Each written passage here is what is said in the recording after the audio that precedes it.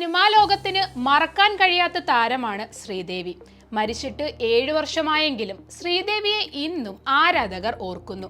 Cinema ലോകത്ത് മികച്ച പ്രകടനങ്ങളുടെ ഒരു പരമ്പര തന്നെ അവശേഷിപ്പിച്ച ശ്രീദേവിയുടെ വിയോഗം ഇന്ത്യൻ ചലച്ചിത്ര ലോകത്തിന് എന്നും തീരാ നഷ്ടമാണ്. മികച്ച അഭിനയ മികവും ആകർഷണീയതയും ശ്രീദേവിയുടെ ഓർമ്മകൾക്ക് മാറ്റുകൂട്ടുകയാണ്. കുട്ടിക്കാലം തൊട്ട് അഭിനയിക്കുന്ന ശ്രീദേവിക്ക് ബാല്യവും കൗമാരവും എല്ലാം സിനിമാ ലോകത്തായിരുന്നു. മലയാളം, തമിഴ്, തെലുങ്ക്, ഹിന്ദി എന്നിങ്ങനെ എല്ലാ ഭാഷകളിലും ഒരുപോലെ വിപണന മൂല്യം കൈവരിച്ച താരത്തിന് ആരാധകരുടെ വലിയ ഒരു നിര തന്നെയുണ്ട്. കഴിവും സൗന്ദര്യവും കഠിനാധ്വാനവും ഒക്കെയാണ് ശ്രീദേവിയെ താരമാക്കുന്നത്. ശ്രീദേവിയുടെ വിയോഗം തീർത്ത വിടവ് ഇന്നും നികത്താൻ സിനിമാ ലോകത്തിന് സാധിച്ചിട്ടില്ല, ഇനി സാധിക്കുകയുമില്ല. 1967 തന്റെ 4-ാം വയസ്സിൽ ഒരു തമിഴ് ചിത്രത്തിൽ ബാലതാരമായാണ് ശ്രീദേവി തന്റെ അഭിനയ ജീവിതത്തിന് തുടക്കം കുറിച്ചത്. 8-ാം വയസ്സിൽ പൂമ്പാറ്റി എന്ന ബ്ലാക്ക് ആൻഡ് വൈറ്റ് മലയാള സിനിമയിൽ കേന്ദ്ര കഥാപാത്രത്തെ അവതരിപ്പിച്ച ശ്രീദേവി 1970 മികച്ച ബാലതാരത്തിനുള്ള സംസ്ഥാന ചലച്ചിത്ര അവാർഡ് സ്വന്തമാക്കി. 13-ാം വയസ്സിൽ കെ ബാലചന്ദ്രന്റെ മൂഞ്ച് മുഴിച്ച് എന്ന പടത്തിലെ അവർ നായികയായി അഭിനയിച്ചു. അക്കാലത്ത് നിരവധി മലയാള സിനിമകളിൽ നായികയായി വേഷമിട്ടിരുന്നു. കമൽഹാസനും വിൻസെന്റും മുതൽ രാഘവൻ വരെ അവരുടെ നായകന്മാരായിരുന്നു. പിന്നീട് തമിഴിൽ തിരക്കായപ്പോൾ മലയാളത്തിന് അവർ അപ്രാപ്യയായി. തമിഴിൽ നിന്ന് ഹിന്ദിയിലേക്ക് തേരോട്ടം നടത്തിയ അവർ ബോളിവുഡിൽ തരംഗമായി മാറി.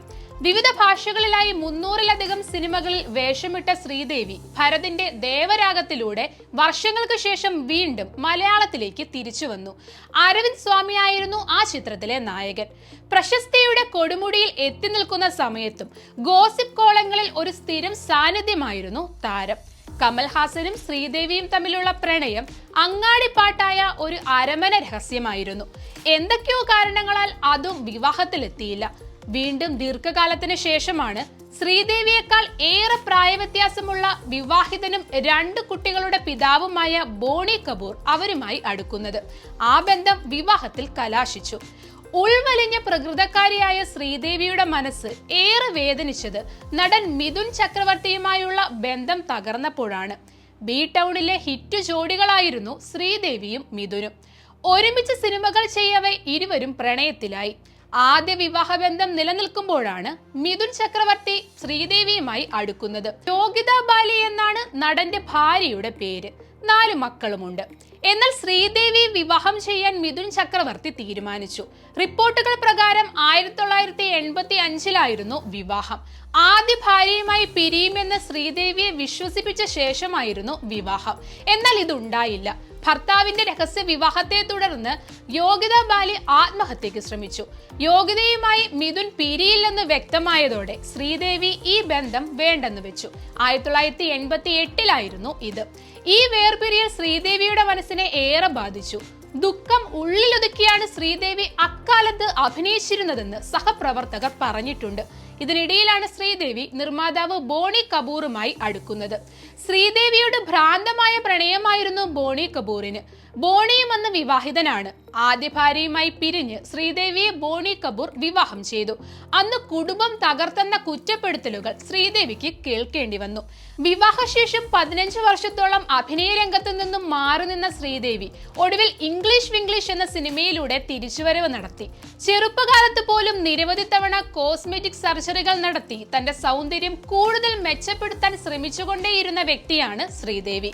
കേവലം 54-ാം വയസ്സിലാണ് ശ്രീദേവിയുടെ മരണം സംഭവിക്കുന്നത്.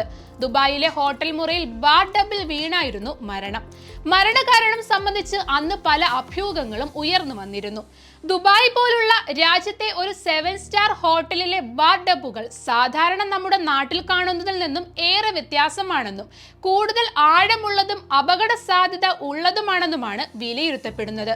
പ്രത്യേകിച്ചും പോസ്റ്റ്മോർട്ടം റിപ്പോർട്ടിൽ പറയും വിധം ശ്രീദേവി മരണസമയത്ത് മദ്യപിച്ചിട്ടുണ്ടെങ്കിൽ, അതും കണക്കിൽ കൂടുതൽ മദ്യം ഉള്ളിൽ ചെന്നിട്ടുണ്ടെങ്കിൽ നിശ്ചയമായും സമനില നഷ്ടപ്പെട്ട ഒരാൾ ഡബിലെ വെള്ളത്തിൽ മുങ്ങിപ്പോകാൻ സാധ്യതകൾ ഏറെയാണ്.